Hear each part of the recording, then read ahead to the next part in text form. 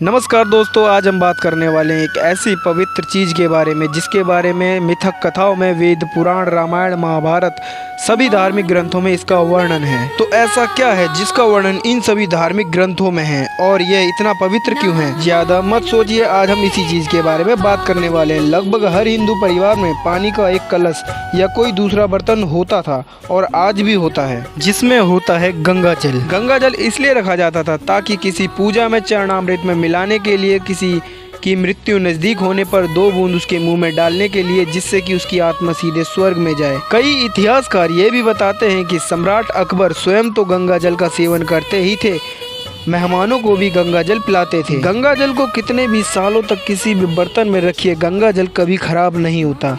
यहाँ ये सवाल उठता है कि गंगा जल आखिर कभी खराब क्यों नहीं होता है? गंगा नदी का नाम आते ही ये सवाल अक्सर दिमाग को खटकता है कि आखिर गंगा जल खराब क्यों नहीं होता है। बड़ी इंटरेस्टिंग जानकारी है। आगे बढ़ने से पहले अगर आपने हमारे चैनल मिस्टर राम बाबू जी के को सब्सक्राइब नहीं किया है तो सब्सक्राइब कर लीजिए। दरअसल हिमालय की कोक गंगोत्री से निकला गंगा जल इसलिए कभी खराब नहीं होता है क्योंकि इसमें गंधक सल्फर खनिज की सर्वाधिक मात्रा पाई जाती है। राष्ट्रीय जल विज्ञान संस्था रुड़की के निर्देशक डॉक्टर R.D. सिंह ने बताया कि हरिद्वार में गोमुख गंगोत्री से आ रहे गंगा के जल की गुणवत्ता पर इसलिए कोई दुष्प्रभाव नहीं पड़ता है क्योंकि यह हिमालय पर्वत पर उगी हुई अनेकों जीवनदायिनी उपयोगी जड़ी बूटियों के ऊपर से स्पर्श करता हुआ आता है। और भी कई अन्य कारण हैं। वरिष्ठ वैज्ञानिक डॉक्टर मुकेश कुमार शर्मा ने बताया कि गंगा जल खराब नहीं होने के कई वैज्ञानिक कारण भी हैं। एक कारण यह है कि गंगा जल में बैक्टीरियाफोस नामक एक बैक्टीरिया पाया जाता है जो पानी के अंदर रासायनिक क्रिया उत्पन्न होने वाले पदार्थों को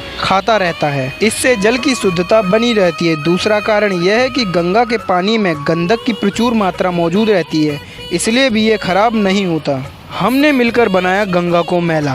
डॉक्टर R.D. सिंह ने बताया कि गंगा हरिद्वार से आगे अन्य शहरों की ओर बढ़ती जाती है। वैसे ही शहरों, नगर निगमों और औद्योगिक रसायनों का मिश्रण गंगा जल में डाल दिया जाता है।